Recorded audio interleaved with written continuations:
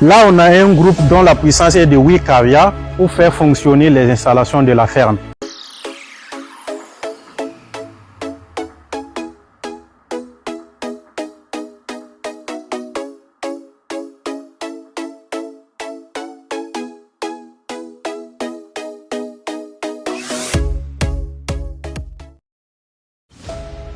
Salut, c'est Yam et dans cette vidéo, je vais vous montrer une ferme intégrée que nous venons tout juste de réaliser.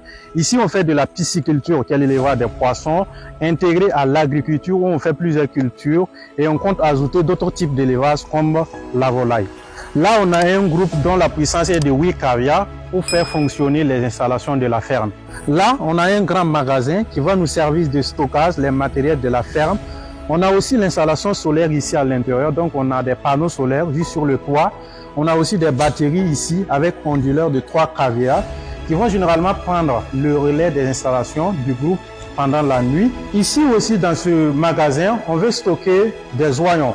Donc des oignons qu'on va conserver pendant des mois pour ensuite les revendre. Là, on a les toilettes pour le personnel de la ferme. Et ici, on a le premier dortoir du personnel et aussi un grand bassin de stockage d'eau pouvant stocker jusqu'à 225 mètres cubes qui va servir pour l'arrosage des plantes. On a une villa bien équipée pour le promoteur de la ferme, pour les rencontres privées ou des sessions privées à la longue. Et il y a aussi une raison, le promoteur souhaite lui-même être là régulièrement à la ferme, au moins 3 à 4 fois dans la semaine, voire plus si possible. C'est pourquoi on a misé aussi assez sur la villa pour que la villa soit belle et agréable. Ici, on est sur les bassins piscicoles. Il s'agit de 10 bassins de 9 mètres cubes chacun. Donc, on élève ici principalement des tilapias, mais on compte ajouter le poisson clarias, autrement appelé le silure, ou poisson chat africain. On a aussi un bas-fond de stockage d'eau. On peut puiser aussi cette eau pour arroser les légumes qu'on a plantés ici ou bien sûr d'autres types de cultures qu'on compte ajouter. Des bassins piscicoles hors sol construits en briques, mais pas trop grands.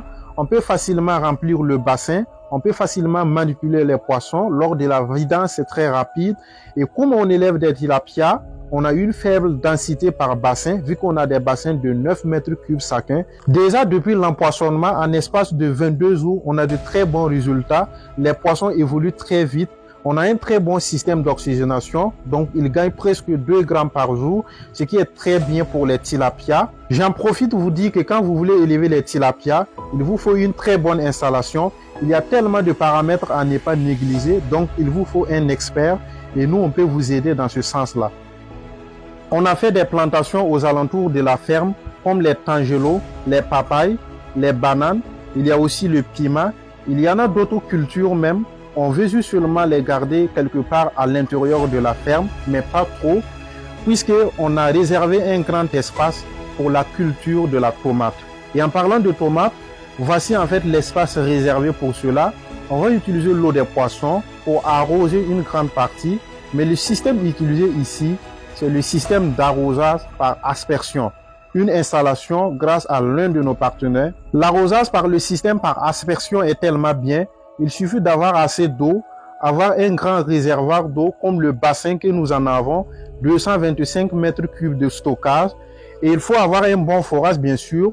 Nous, on a un forage de 8 mètres cubes d'eau par heure, ce qui est à peu près bien, assez bien pour pouvoir faire fonctionner les installations de la ferme, puisqu'il nous faut assez d'eau pour les poissons, mais aussi pour les plantes. Bien évidemment qu'on utilise assez d'eau au niveau des poissons pour arroser les plantes et nos cultures. Pour toute réalisation, que ce soit dans la pisciculture, dans l'aviculture ou dans l'agriculture ou dans une production intégrée, n'hésitez pas à nous contacter. On est là pour vous satisfaire. Merci bien et à très bientôt. C'était Yam Blassiz.